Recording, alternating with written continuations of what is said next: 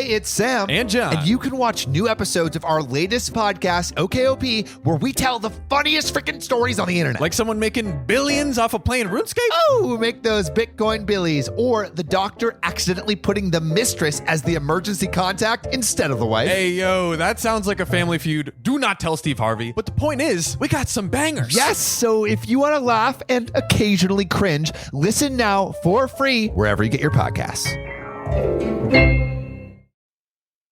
The Pet Milk Program with Fibber, McGee, and Molly.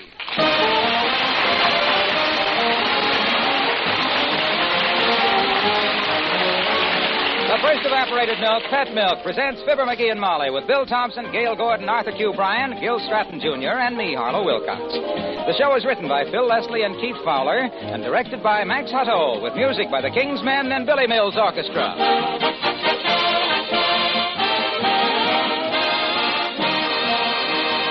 People do a lot of kidding about the terrible biscuits a bride bakes, but I'll bet a lot of brides are mighty good cooks, especially those who use Mary Lee Taylor husband-tested recipes. You see, first these recipes are developed in the famous Pet Milk kitchens. Then they're sent out to homes like yours, where the wives try the recipes and report what their husbands say about the food. Only those recipes given a big okay by husbands are called husband-tested. And you get one of these valuable husband-tested recipes on the label of every tall can of Pet brand evaporated milk. And don't forget, when you get Pet milk, you're getting milk that's double rich, concentrated to double richness by evaporation. And you're getting that milk for less generally than you'd pay for any other form of whole milk. So make sure the milk you buy is Pet evaporated milk, and make sure the recipes you use are husband-tested.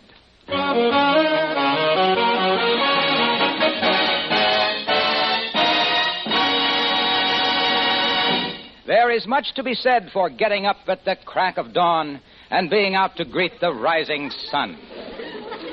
And look who's saying it right now as we join Fibber, McGee, and Molly.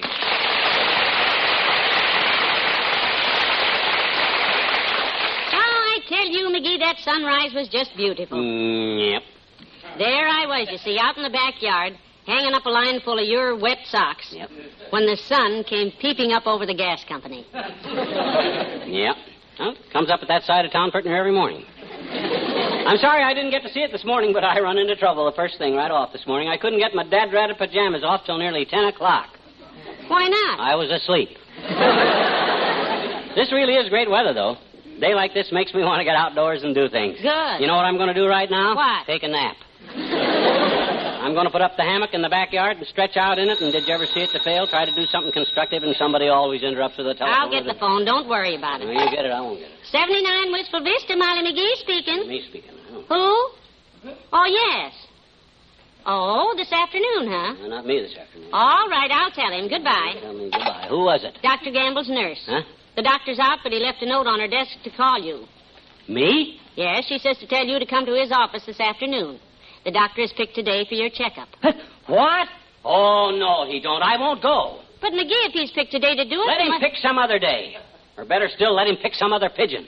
He's already picked this poor pigeon clean anyhow.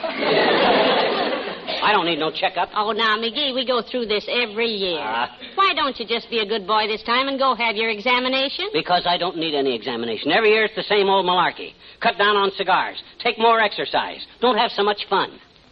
You ought to just write it to me in a letter and save me the trouble of taking my clothes off. Now, that isn't fair. Dr. Gamble is very conscientious. Conscientious, my fine, healthy clavicle. That guy's been tumping thummies so long, it's nothing but a routine with him.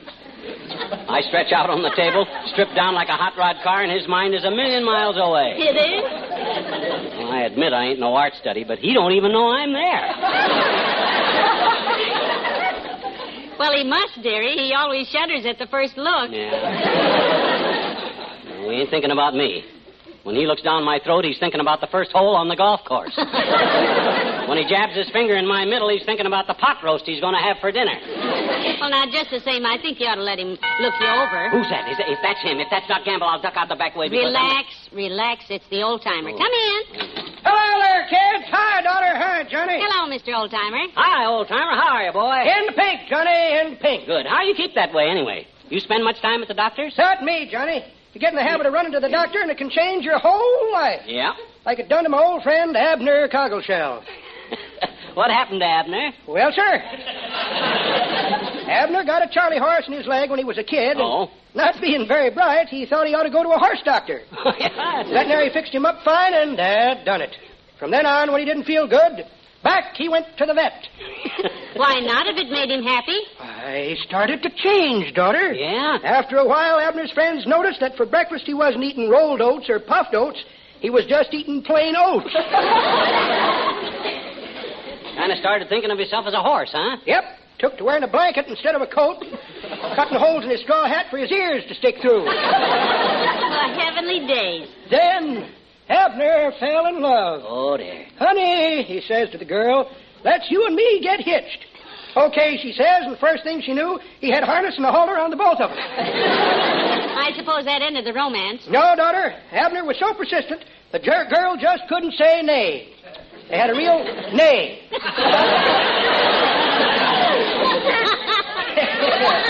had a real nice wedding, too. Yeah? Church decorated with alfalfa blossoms, the organ playing the light cavalry overture. While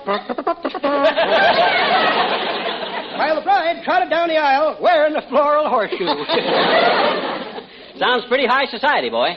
They still married? And very happy, Johnny. Yeah? Been together ever since. And they got 2 fine youngsters named Whirlaway and Seabiscuit. And all of this happened because your friend Abner got a Charlie horse when he was a boy? Yep. And an interesting thing occurred yesterday, daughter. Nay. Abner was playing cow ponies and Indians with the youngsters. Yeah? And he got a big lump on his leg again. Oh, dear. The vet looked at it and said he couldn't handle it. Said what Abner had was a genuine Charlie People. A Charlie People? Yep. Abner started going to a people doctor again, and this is where I came in, so I'll go out so long, kid.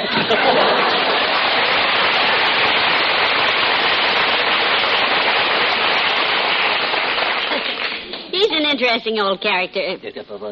What are you looking at? Hey, out there, at the curb. There's a car pulling up. It's him. That's Doc Gamble. My gosh, come on. Let's duck out the back way. Don't be silly, McGee. Come on. Look, now, if you don't want him to examine you, just tell him so. Although I think you should. Tell him. You ever try to tell that guy anything? He'll have me down with his knee on my chest and a stick down my throat before I can even defend myself. Come on, grab your hat, quick. I'm not going to do it. Now, this is just silly. I'll see you later, kiddo. I'll be home for dinner. McGee, wait for baby!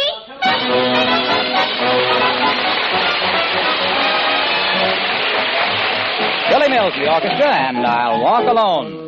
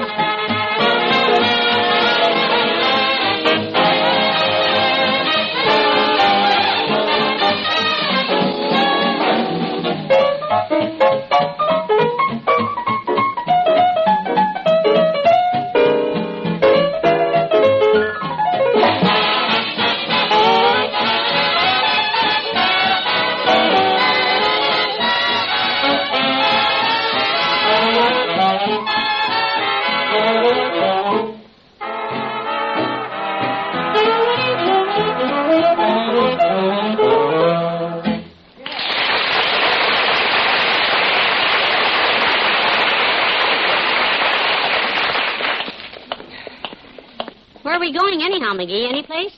Kramer's drugstore. I want to pick up a pocket full of alfalfa Coronas before Doc Gamble catches up with me and makes me quit smoking. Well, somebody should. I've smelt those cigars. Woo!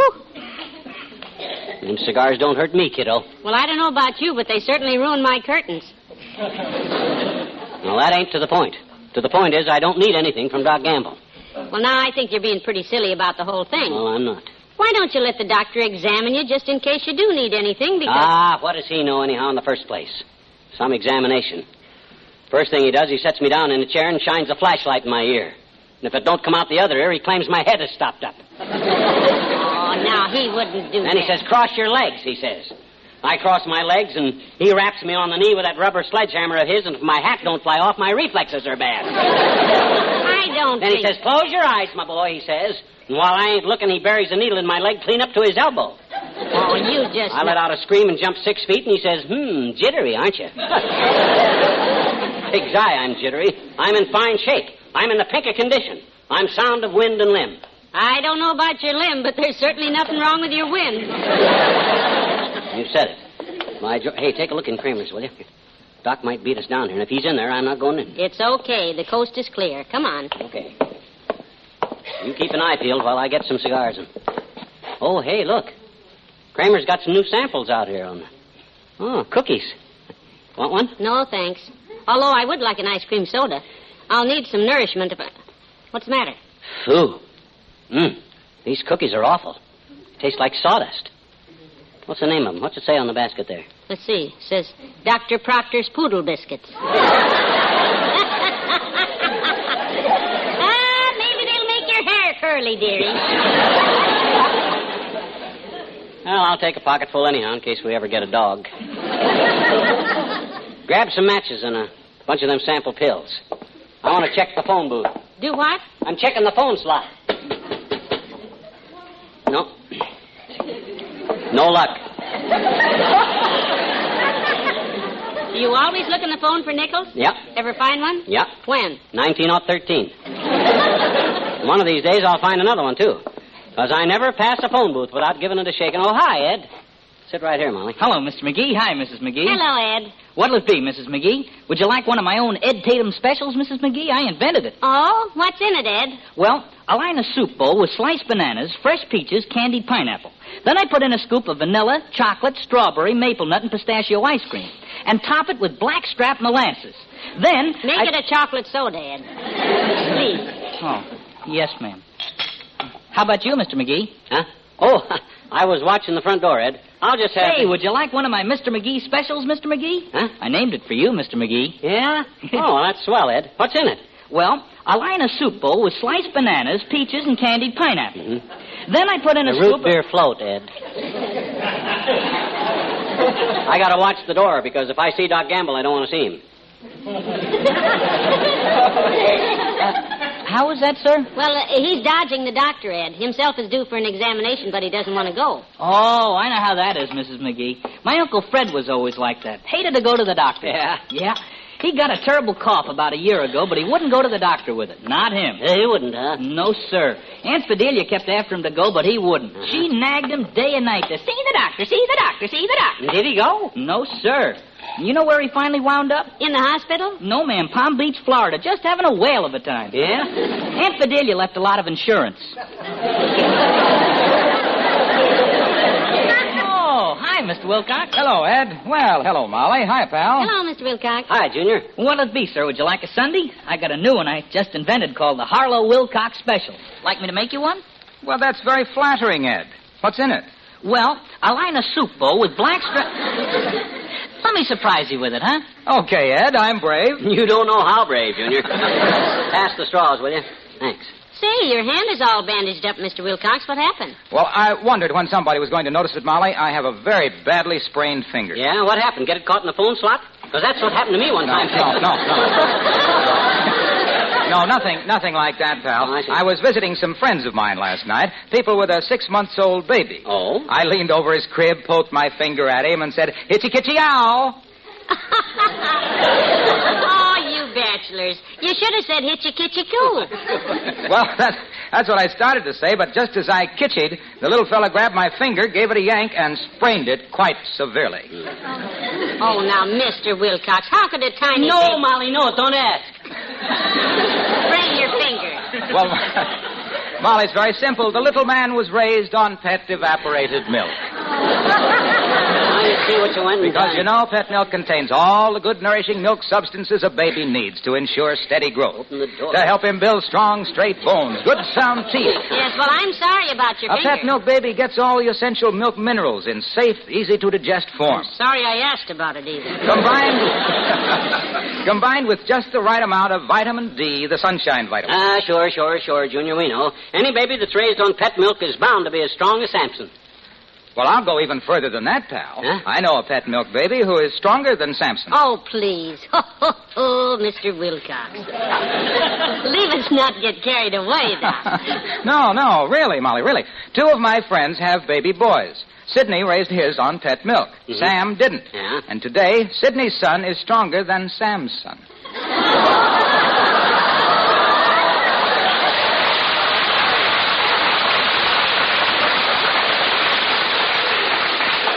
Oh, that is the worst. That's right.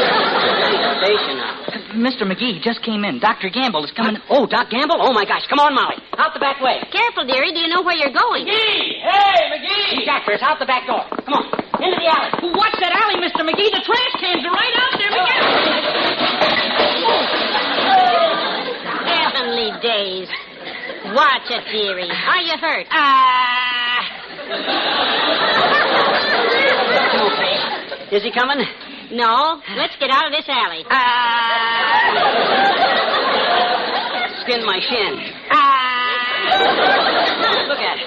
Peeled it like a ripe banana. Honest to goodness, if this isn't the silliest routine. Come on, out this way. Round the corner. Come on over this way. There's a little park here with some benches and...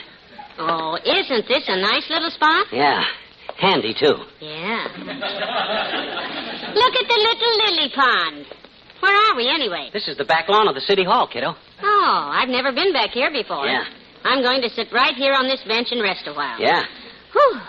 Yeah, me too. Doc Gamble will never find us here. Well, hello there, you two. It's Mary Latrivia. Oh, hi, Latriv. Oh, it's a nice little park you got back here, boy. This where you hide out when the work gets too tough? No. This little spot is entirely too vulnerable, McGee. Oh? When I really want to hide out and relax, I go catch a movie. Oh? I saw a wonderful new picture at the Bijou Theater last night, in fact. Oh, how was it? Believe me, Molly, I sat there just glued to my seat through the whole performance. My gosh, did the manager do that to keep you from walking out on the picture, Homer? Do what? Glue you to your seat. Yeah. My goodness, if the picture was that bad, I'd think they'd be ashamed to even... Oh, no. No, just a moment, Molly. I'm afraid you didn't quite... How'd they work it, Latrivia? Was the glue already on the seat, or did the usher slap it on your pants with a brush as you came down the aisle? Look, McGee, I don't quite know how we got confused here, but I assure you nobody put any glue on my trousers. Just on the seat, McGee. Yes. No. No matter where they put it, Molly. If Latrivia sat in it, he was stuck with it. By George, I'd sue the theater. That's what I do. You going to, Mr. Mayor? Well, of course not. For what? I haven't any suit at all. Well, I'll say you haven't any pants anyhow. No, sir. Must have tore the bajunior out of it. I'd haul them guys into court so fast it'd make their heads turn big. Yeah, so would I. My goodness, when things are so bad that a theater manager has to use glue to keep his audience from walking out. Yeah, when they have to sneak up on you from behind and put the glue... Oh, stop it. Now, this whole thing is ridiculous. Well, you said it. Now, listen to me, please. When I said I was glued to my seat, I was merely using an old expression. Do you understand? Oh? Just an expression. Certainly. I simply meant that the picture held my interest all the way. My attention was firmly gripped. Yeah, that ain't all that was firmly gripped. Oh, I'd like to have heard you when you got up to leave, boy. Yeah. Can't you just hear the trousers rip when he rose out of that glue? I didn't rip my trousers when I froze out of the glue. I rose out of the stew. The glue! Look, when I said I was glued to the fleet, glued to the seat. I simply meant I employed the picture. Enjoyed the picture. You deliberately misconceived my scrutiny. My snootman. Tootman. I didn't say it. You always... I was glued to the seat.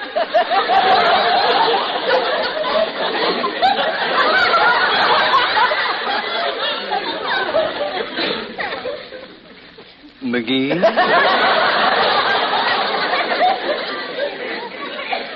Yes, boy?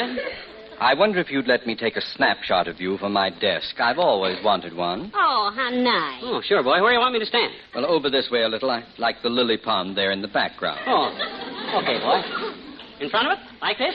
Back just a little, please, while I focus the camera here. Okay. Back a little more. Back. Back. Oh, this ought to be about... That's the picture I wanted. Lovely. Good day, Molly.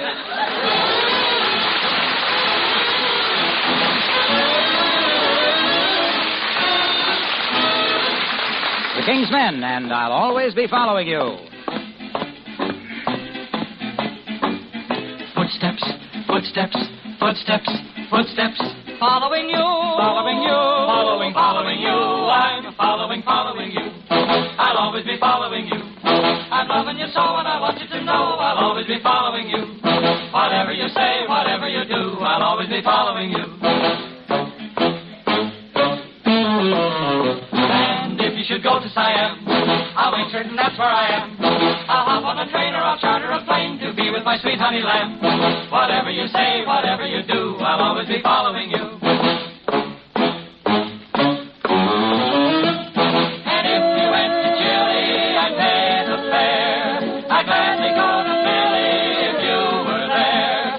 Or even Piccadilly, say I don't care. No matter where you're going astray, I'll only be a step away. Following you. I'll always be following you. I'm loving you so, and I want you to know I'll always be following you. Whatever you say, whatever you do, I'll always be following you. You'll never get out of my sight. I'll follow you morning and night. Wherever you go, I just want you to know you'll never get out of my sight. Whatever you say, whatever you do, I'll always be following, always be following, always be following you. So listen for my footsteps. Everywhere you go, I'm following you.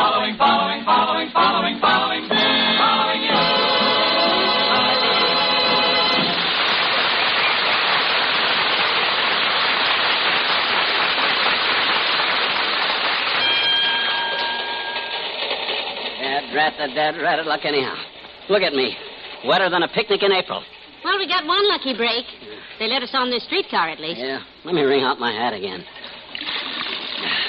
Boy, I haven't been soaked like this since March the 15th.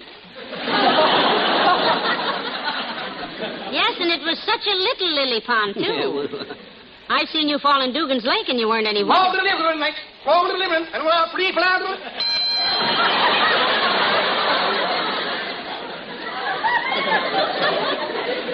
Well, we're nearly home now, dearie.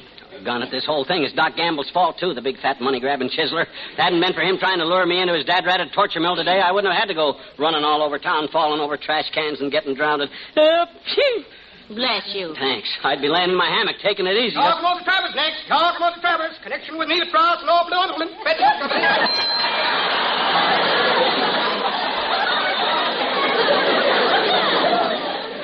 Why does everything always have to happen to me?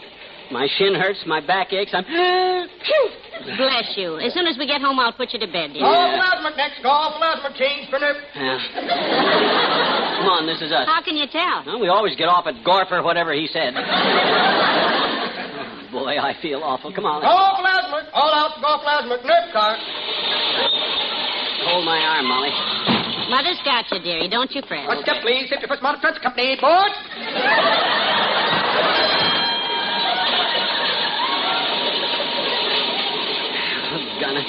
How do I get into these things, anyhow? You're just unlucky, that's all. I'm just a pig-headed, sparrow-brained knuckle skull. That's what I'm just. Not only that, but my feet are wet, too. You're wet all over. What makes me so stupid? I didn't study for it. Of course you didn't, sweetheart. Other guys, when their doctor calls them to come and have a checkup, they come and have a checkup. Oh, no, not me.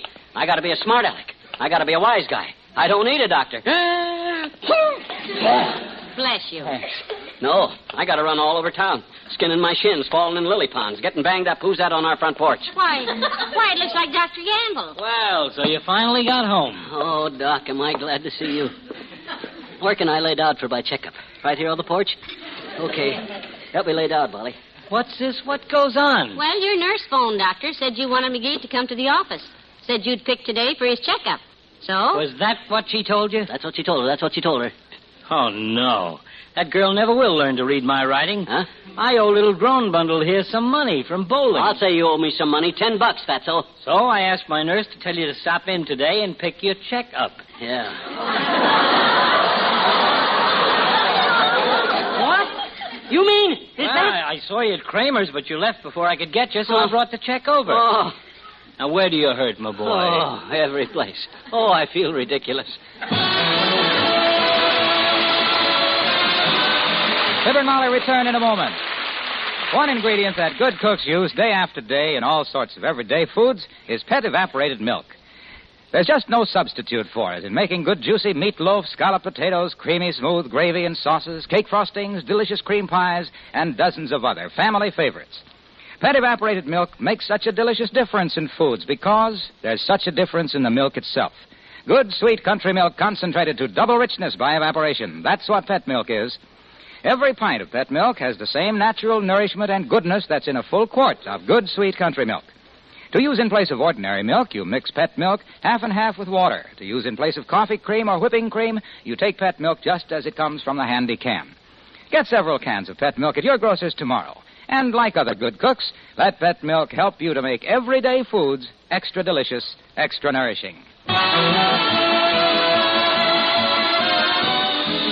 Aren't you ashamed of all the things you said about Dr. Gamble, Davy? Yeah, he sure was small to me. He wouldn't even charge me for doctoring me up. I know. Yeah. He said it was a pleasure.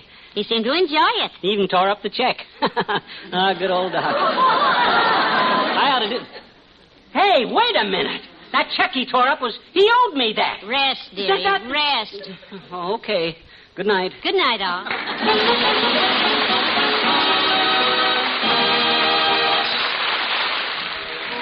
Sometimes an ex-serviceman prefers to spend a quiet Memorial Day with his family. And that's the way it is with ex-Marine Jim Carter until a phone call changes his plans and leads to an unforgettable day for the Carters in Mary Lee Taylor's Story of the Week next Saturday morning. Right after the story, you'll hear Mary Lee Taylor's recipe of the week for savory pork steaks, a money-saving one-dish dinner that's sure to please the husbands. For a half hour of entertainment and service, tune your radio dial to NBC next Saturday morning for Mary Lee Taylor.